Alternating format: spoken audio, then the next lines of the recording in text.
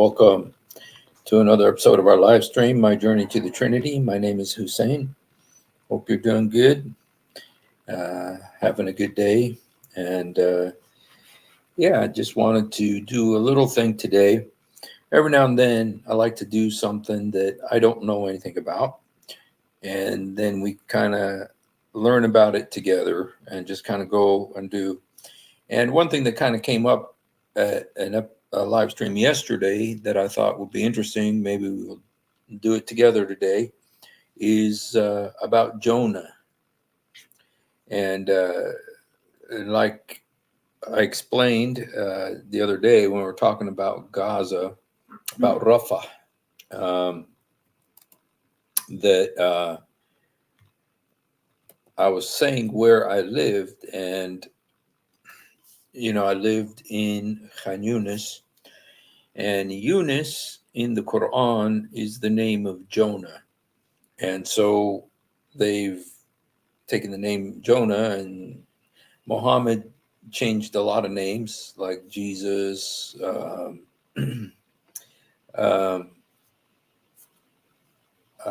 there's many names, Ayub, Job, and Jonah is called Yunus in the Quran, and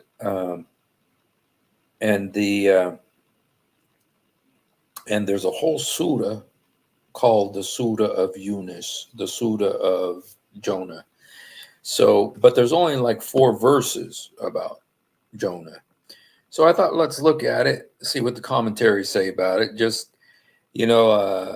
like the other day, I did one about Lot, and just went and looked at the different about Lot. It's almost entirely, the whole thing is about him leaving Sodom and Gomorrah and his wife turning into a pillar of salt. And his wife was punished. The one thing that you'll always find, his wife was punished. Yeah, that was always a very persistent theme. Hello, Marion. Hello, Emmanuel. Hello, Artandrew. God bless you. So anyway, let's kind of do this together. And I'm learning along with you. I don't know that much about Jonah in the Quran.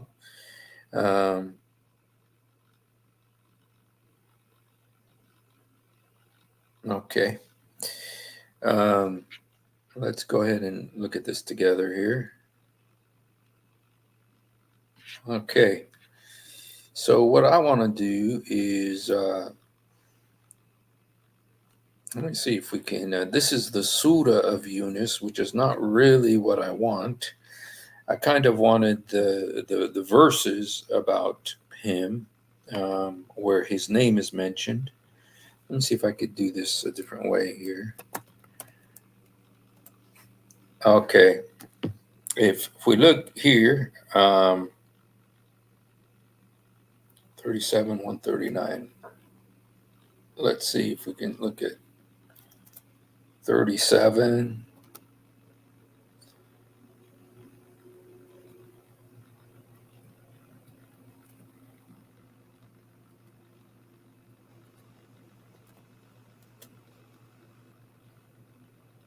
Okay.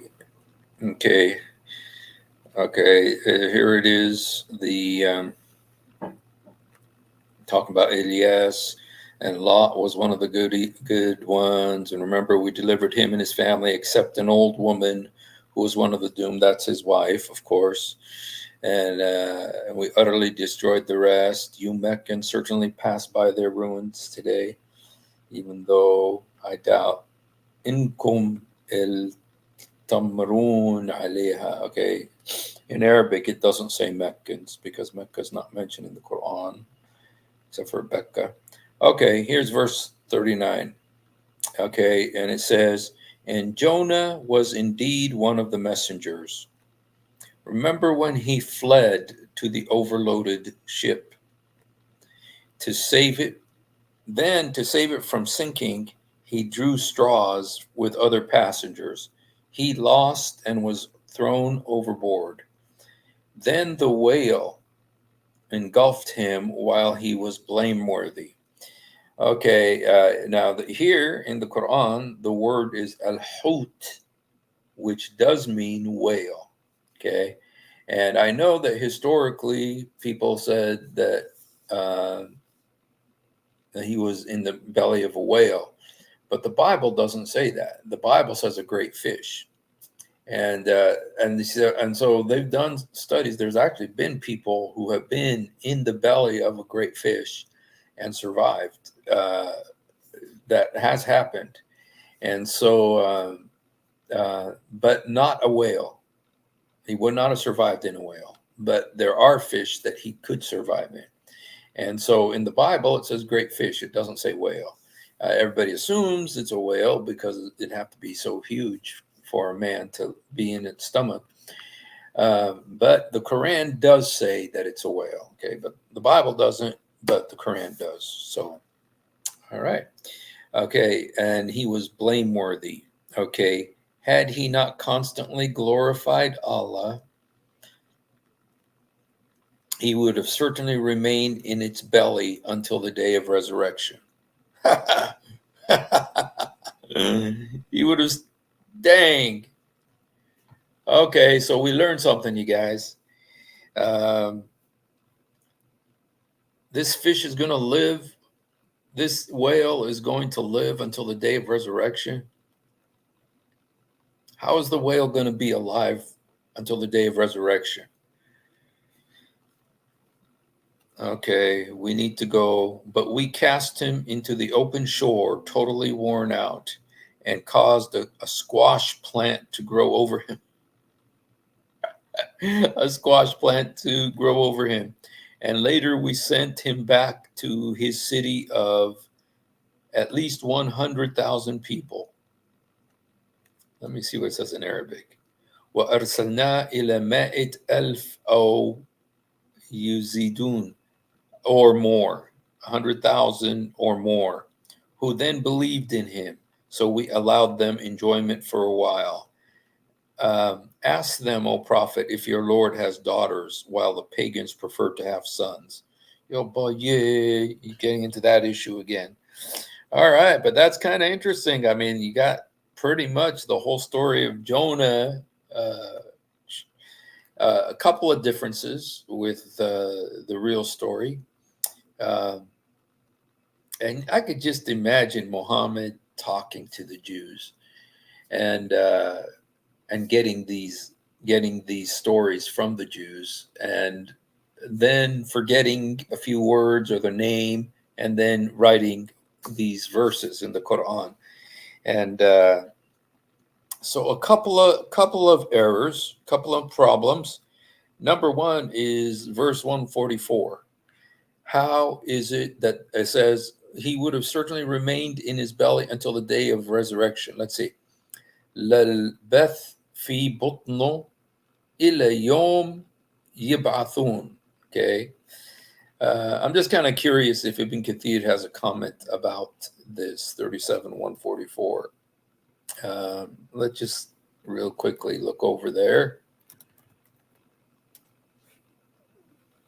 Okay.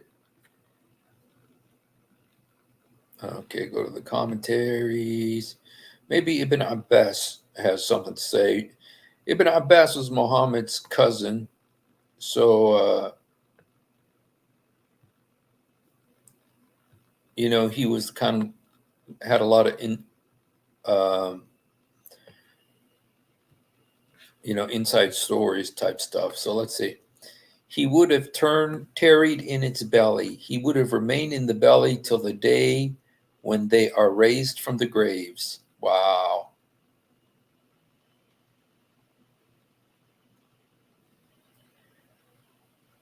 That would mean that the fish had to stay alive until the day of resurrection. Wow. That is going to be one old fish, you guys. That fish is going to be really old. Okay, let's see what Jalalain has to say about this. 37.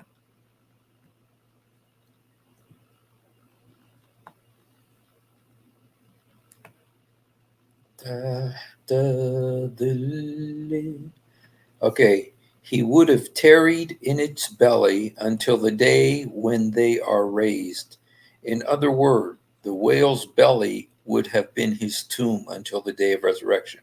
Now you see, until the day, okay, Jalalain understood we got a problem here. And so he adds words. I mean, this is not the way that the Quran says it, but you can clearly tell that Jalalain understood we got a problem here. We better do some.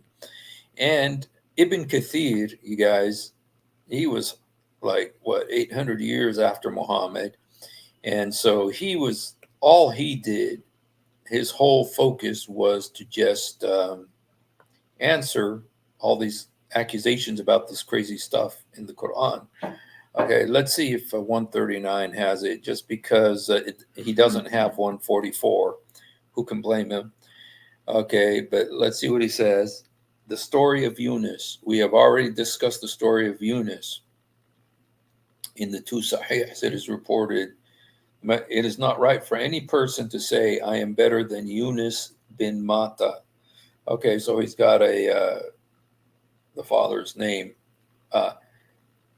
He's called Mata. I believe it's Amittai in the Bible. Okay.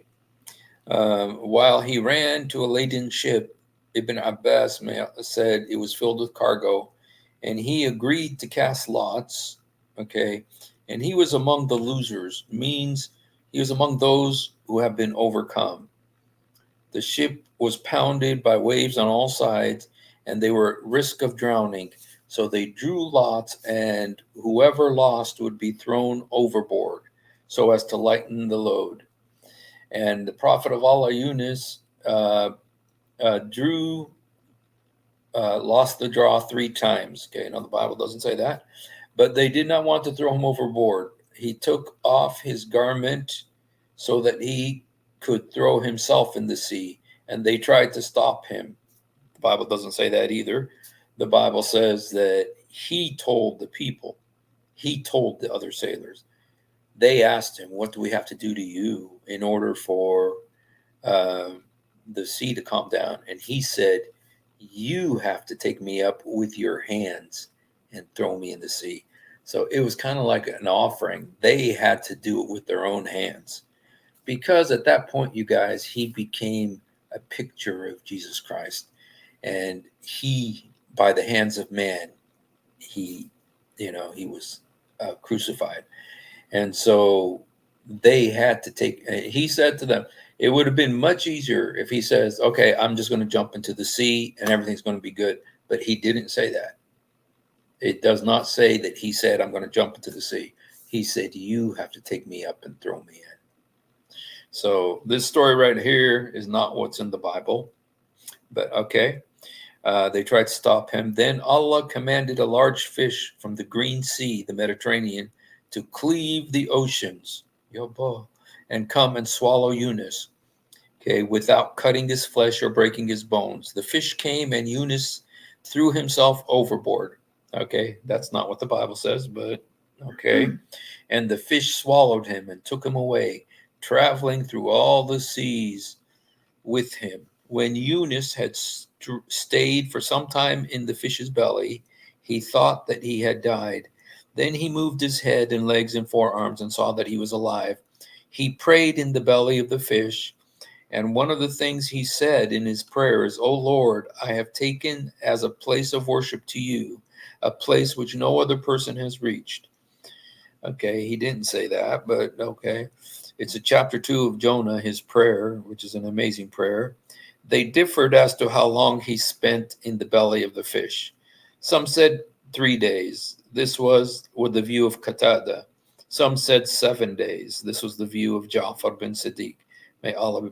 Some said 40 days. This was the view of Abu Malik. Mujahid said, okay, so here you guys is some other differences. Okay, some said he was in the belly of the fish 3 days. Some say he was in there 7 days. Some say he was in there 40 days. So he's 40 days in the belly of the fish. Okay, how would he survive? Maybe drinking salt water and stomach acid. What did they call it? Stomach juices. Okay, 40 days. Okay, so that's another difference. Mujahid said, narrating from, it swallowed him in the morning and was cast him forth in the evening. Okay, so this guy says it was one in one day. Allah knows best. Well, the true God knows exactly. It was 3 days and 3 nights. He told us. Okay, had he not been of them who glorify Allah, he would have indeed remained inside the belly of the fish until the day of resurrection. It was said that if he had not already done righteous deeds during his time of ease, this was the view of the Haq bin Qais, others, and it was favored by Ibn Jarir. This is indicated by the authentic hadith which we quote. If Allah wills, in a hadith narrated, okay, in which he said, remember Allah during these times of ease, and he'll remember you during times of difficulty. And it was said, it was meant by the ayah, had he not been of those who glorified Allah. Okay. Of the wrongdoers. Okay. But we still have the problem here, you guys, that this fish had to live for a long time because it was supposed to be until the day of resurrection. So Ibn Kathir did not fix the problem, you guys. Ibn Kathir did not fix the issue that fish is going to have to live until Judgment Day. Okay. Now, you guys, if we really want to go get a little crazy, one thing that I have read is that there was a theory that this whale is the same whale that the earth is on top of, because the belief is that the earth is on top of a whale. And when the whale moves, the earth, that's when earthquakes happen. So Allah put mountains on the earth to keep the earth from shaking when the whale moved. And there are some believe that the whale of Jonah is the whale that the earth is on. So, okay. Well, you guys, we got some new information there. He was either in the belly 1 day or 3 days or 7 days or 40 days. And he was going to stay in there unless he had been one of the good guys. He would have stayed in there until the day of resurrection, which means that fish was going to be very, very old. Okay, let's see what Al-Maududi says. Again, Al-Maududi, a little bit more modern. Okay, and he probably did the wiser thing of totally avoiding the subject.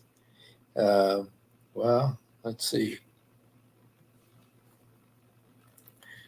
Okay, Jonah, already been mentioned. Okay, the word ibak, fight or escape from his master's house. Lots were drawn, was so afflicted because he had fled and abandoned his mission without the permission of his master.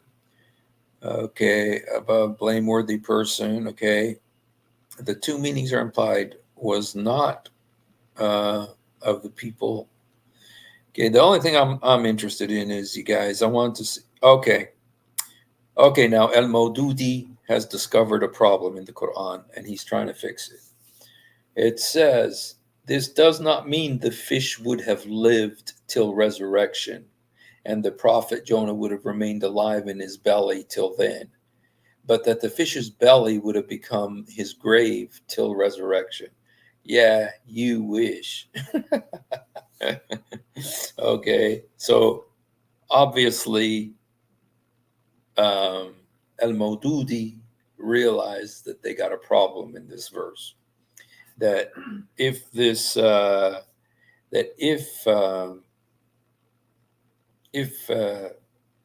way this verse says it, this fish would have lived until the day of resurrection, and Jonah would have been alive in it. He would have lived also until the day of resurrection.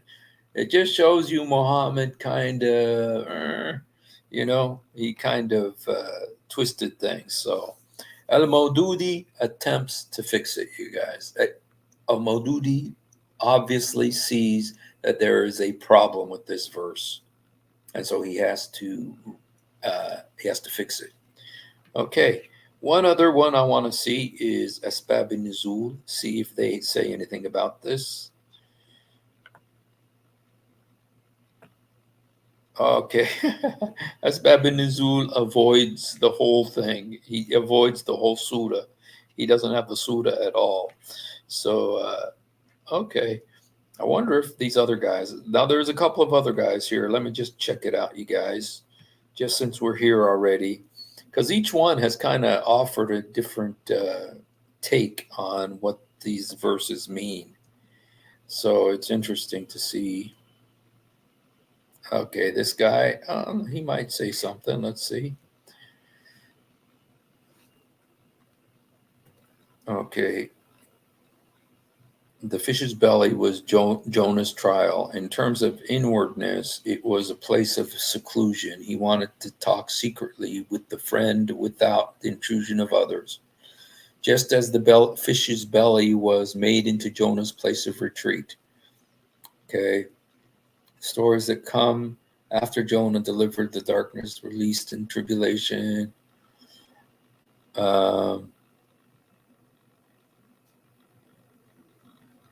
Okay.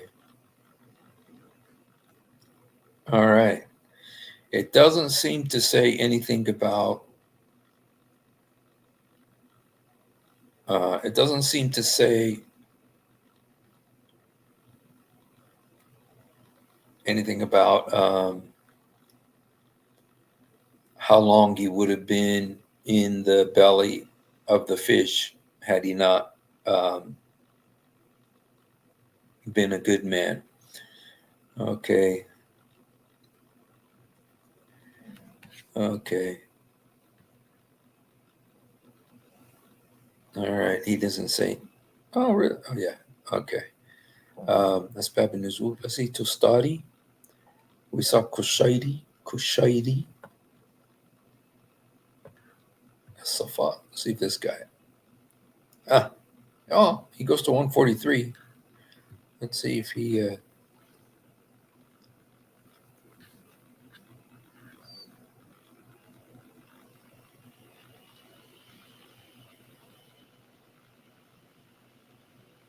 Before affliction. He knows. Okay. Okay. So, all right, you guys. Well, that was one of the places where it talks about Jonah. Let's see. Let's see the next one. Okay.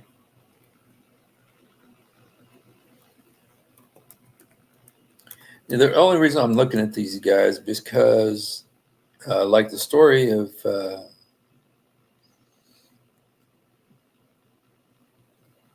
okay,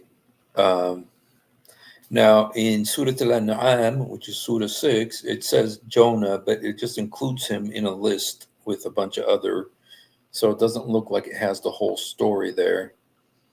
And then, okay, 68:48. Let's look at 68:48.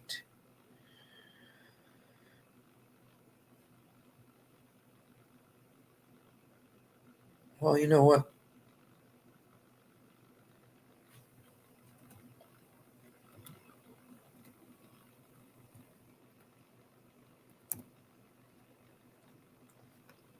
Oops.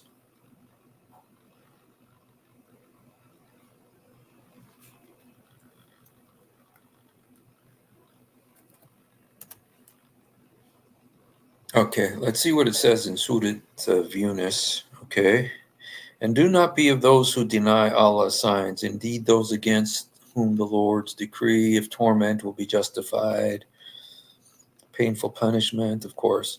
If only there had been a society which believed before seeing the torment and therefore benefited from its belief, like the people of Jonah when they believed. We lifted from them the torment of disgrace in this world and allowed them enjoyment for a while. Had your Lord so willed, O Prophet, all people on earth would have certainly believed, every single one of them. would you then force people to become believers? Um, there's an interesting verse here about Allah. It tells you, and it's very interesting because um, it shows you the difference between our God and the God of Muhammad. The Bible says about our God, it is his will that none should perish.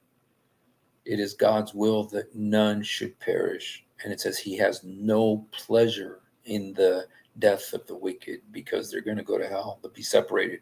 He has no pleasure in the death of the wicked. And it says it's his will that none should perish. He doesn't want anybody to perish. Okay. But look at Allah. It says, if Allah had willed, everybody would have believed and been saved. But he didn't will. He doesn't want everybody to be saved. He doesn't want everybody to be saved. You know, it says, lo sha rabbak la min fi al-ard kullahum jami'an فأنت تكره الناس حتى يكونوا مؤمنين. Okay, well, it says if he willed, he could have, but he chose not to. So, very interesting verse about Allah. All right. Well, anyway, that was the verse about Jonah, the people of Jonah.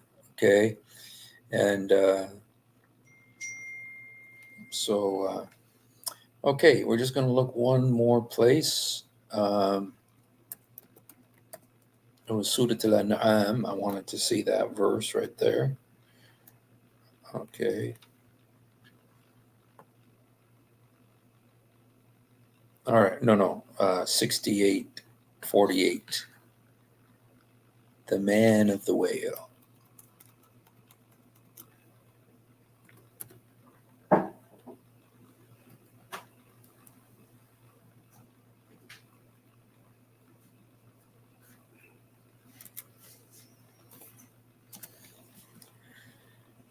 Okay.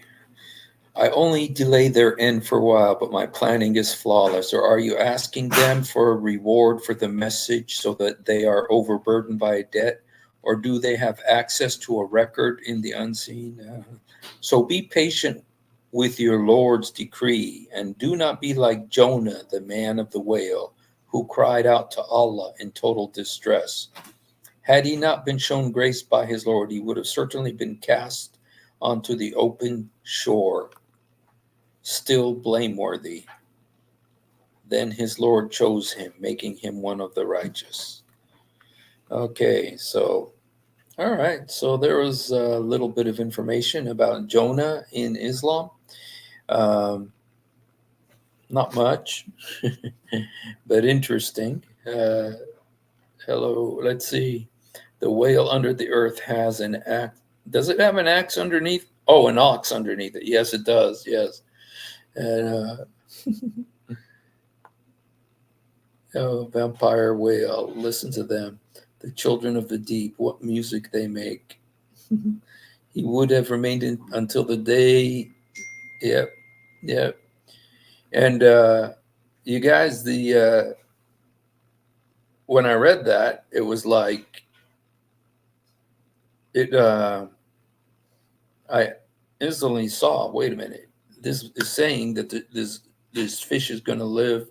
Of course, whales aren't fish; they're mammals. Until the day of resurrection. But Al-Maududi caught and Jalalain both caught that there's a problem in this verse, and so they corrected it. And they said, this does not mean that the fish is going to live forever. Oh, shoot. Well, shoot. You know, you guys, it's like there's problems on my father's side, you know, with the Palestinians and Gaza and everything.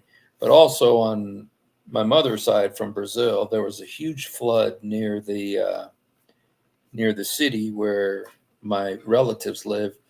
And one of my uncle's ex-wife, her house was destroyed in the flood. It was a huge flood, and they were not prepared to deal with it. And, you know, so anyway, keep Brazil in your prayers. Very sad. Uh, uh,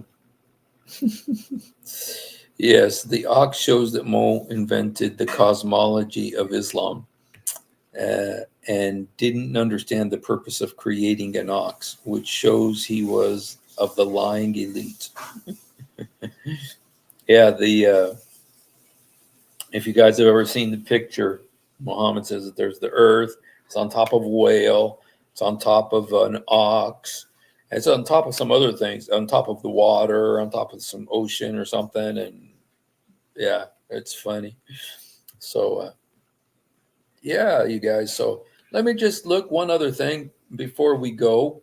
Uh, every now and then you'll find something in the hadiths that is worth mentioning.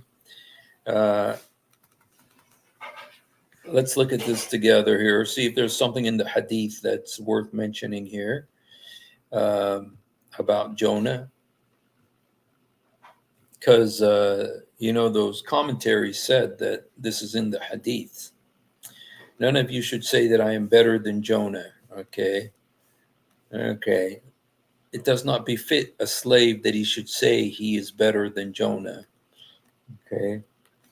Al-Qatada says the messenger never ate on a table nor on small plates, nor did he eat thin bread.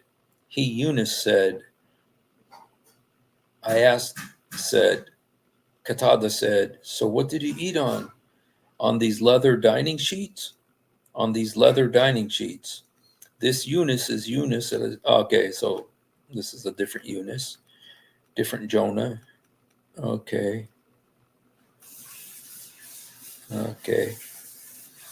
Okay, these are different Yunuses here.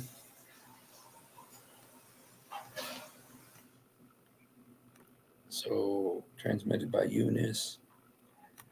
Halal on the authority. Okay, these are all different Yunuses, you guys.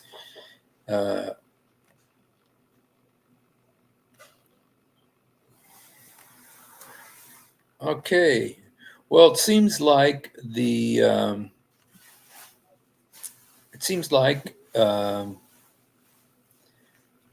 main thing in the hadith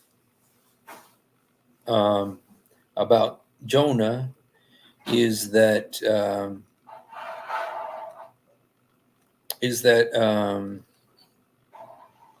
people shouldn't say they're better than him. Here again, nobody has the right to say he's better than Jonah. One should not say that I am better than Jonah. Mention his father Matta. The prophet mentioned the night of his ascension. Oh, this must have been the Burak, that Moses was brown, a tall person, as if from the people of the tribe of Shanua. Jesus was curly-haired man of moderate height. He also mentioned Malik, the gatekeeper of the hellfire, and El-Dajjal. So, okay. None has the right to say that I'm better than Jonah. None has the right to say I'm better than Jonah. Heard the prophet saying hadith. Okay. No one has a right. This is a really big thing Muhammad really seems to focus on, is that people should not say they're better than Jonah. Not fitting to say that I, the prophet, is better than Jonah. Oh, so somebody was saying that Muhammad is better than Jonah, and he says it's not fitting to say that I'm better than Jonah. Okay. Authority of Yunus.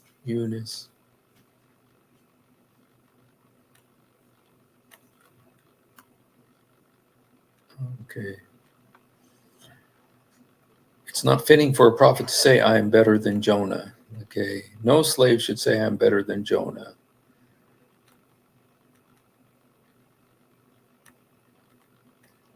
So apparently, people were saying to Muhammad, you're better than Jonah.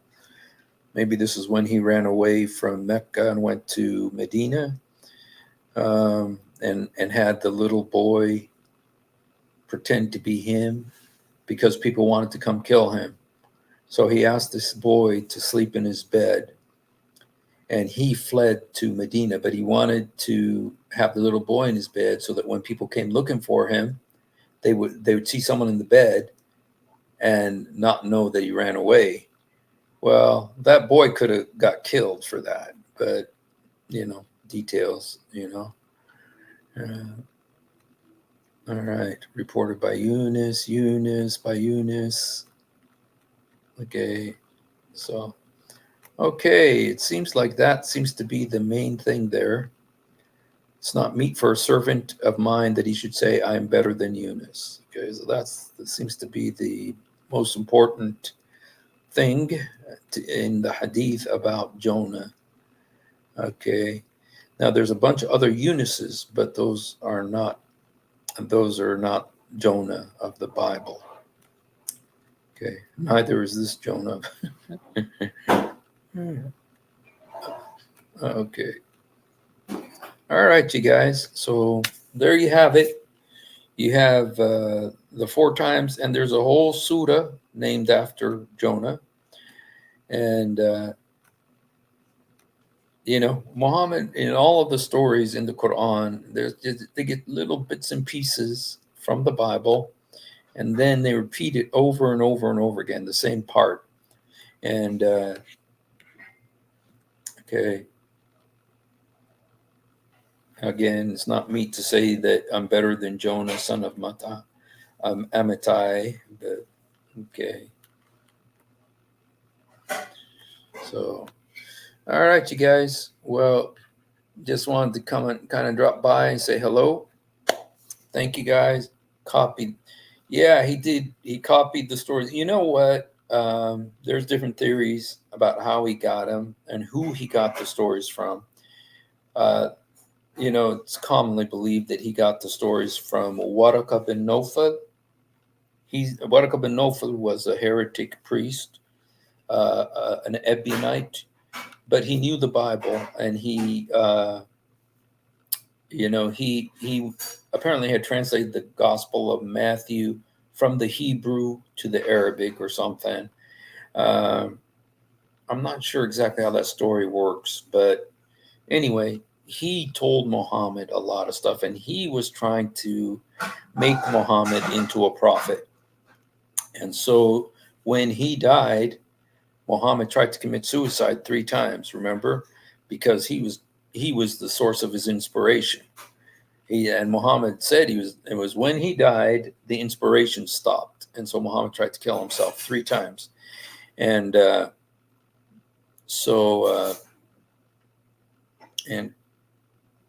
all right. So yeah, he and then there's also the story that there was a Christian who used to give him information. This is in the hadith. And that Christian, a lot of people believe to be Waraka, not Waraka, but the monk Buhaira, who some believe is Muhammad's father. And so, yeah. So anyway, that's why you got these biblical stories, and you just got bits and pieces, and a lot of them, you have the name of the person, and then instead of having the biblical story, you'll have one of the Gnostic or the Talmud or the Midrash, or a lot of Midrash stories, like about Solomon and the stick and the cane and Solomon and the ants, talking ants and stuff like that. So, and the flying carpet. So, okay. All right, you guys. Well, thank you for coming on, and thanks for hanging out for a few moments. And if you haven't done it, please do it now. Jesus, help me. Jesus, forgive me. Jesus, come into my heart. Jesus, help me. Jesus, forgive me. Jesus, come into my heart. يسوع ساعدني. يسوع سامحني. يسوع ادخل قلبي. Yes, Marion, that story is it's unbelievable. He endangered the kid because the reason he put there's a similar story in the Bible There's a similar story in the Bible where David, remember David was trying to run away from people that were trying to kill him, but he put like a broom or something or a mop or something in the bed to where when people came in, they saw a broom and they thought David was there. But Muhammad puts a little kid. I mean, and the kid was in danger. He could have died, for that. And, but yes, it does tell you something about him. So, all right, you guys, thank you for hanging out. Be blessed. Have a great night. And I hope to see you again soon. Thanks.